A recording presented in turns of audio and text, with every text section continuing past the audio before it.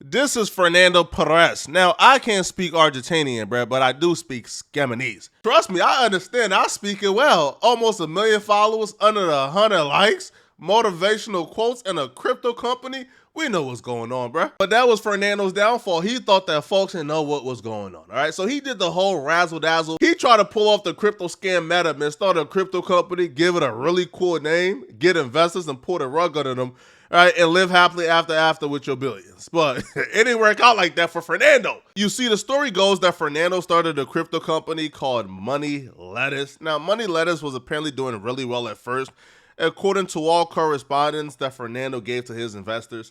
Now, after doing really well at first, but then Fernando decided to initiate the second step of a crypto scam, which is the rug pull. He pulled all assets out the company so he could move on and live millions and alert his investors, hey, we're broke, man. I tried my hardest, bro. I didn't scam y'all, bro.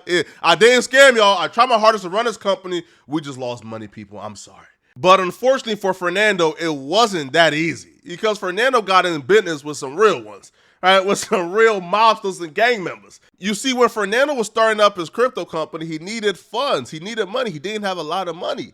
So he decided to try to borrow money from investors, and he couldn't go to a bank because a bank would have spotted the scam from a mile away.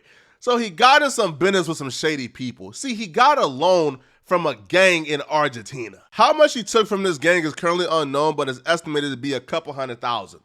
So when he took their money, he promised them a big return. So when the company started to go under, Fernando tried to tell them, hey, listen, man, the company is going under. There's no money left for me to give to you guys, man. I'm sorry. I wish I would have ran this company better, but, it's just the luck of the draw. But the gang wasn't going for it because Fernando was telling them that he broke, but they look online and see Fernando in a different foreign whip every day. And they're like, hold up, bro. How you broke? How the company going under? How the company lost some money? But you not broke. You in a Ferrari. You in the G-Wagon. You in the Bentley. You in the Phantom. Yo, we getting money from? That's our money. So apparently Fernando, right, was getting uneasy as the mob and the gangs was asking too much questions. So Fernando decided to flee to the U.S. When Fernando was finally in the U.S. and away from the gangs in Argentina, he started getting bold and taunting them online. Talking about, stop by the U.S., I'm going to take care of your asses alone, by myself. Essentially telling them, listen, if y'all come to the U.S., bro, I will destroy y'all. I will take y'all on by myself. Really popping his ish, right? So as the gangs, observed Fernando for months in the U.S. living his best life with their investment, they was getting more and more angry. But eventually, right, your U.S. visa has to expire and you have to go back to your homeland. And that happened with Fernando, right? Eventually his U.S. visa expired and he had to return back to Argentina. And when Fernando returned back to Argentina, he was spotted for maybe one day, and the following day he disappeared from the face of the earth. Nobody could find him, not even his brother who he was the closest with. There was an alert put out to find Fernando. There were searches done, but nothing came up. He couldn't be found. See, Fernando had rented out an Airbnb and he had to turn in the keys to the Airbnb. And yeah, even the owner of the Airbnb couldn't locate him. And people were getting really worried. Well, after a week, Fernando was discovered today in Argentina. And he was discovered in a suitcase. A group of kids were playing by the river when they discovered a red suitcase. And when they looked inside a red suitcase, they seen a dead body, so they called authorities. Now, when the authorities came and took a look at the red suitcase, and they were able to identify that to being Fernando. Now, they found his body dismembered. They found his head detached from his torso. His arms was also detached. And they also discovered that he was shot 3 times as well.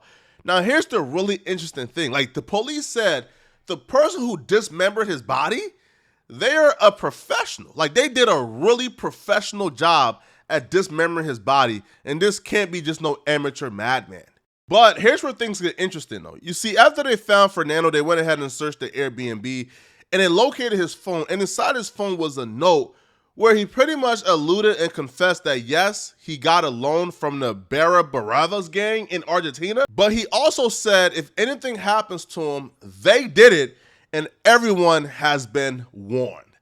So now it appears that the gang probably did kill Fernando, but because this was a really wealthy crypto guy, people are still throwing out conspiracies, especially in the manner that a really professional person dismembered his body. That don't seem like a gangster. People are still throwing out conspiracies that maybe the elites killed Fernando because he was a crypto millionaire slash billionaire. Who knows how much this guy was worth? Now, here's the thing. I don't know who killed Fernando. It could be the elites. It could be the gang, or, it could be somebody else that he defrauded. What I can say is this, man. If you live your life and do the right thing and don't F over people, then you probably won't have to worry about people coming after you to dismember your body. So y'all let me know in the comment section, all right? But before you guys leave, man, click on this video right here and find out why this famous singer is in big trouble. I'm gonna see you guys in this video, all right? It's your boy, Poetic Flacco. I'm out of here, folks. Peace.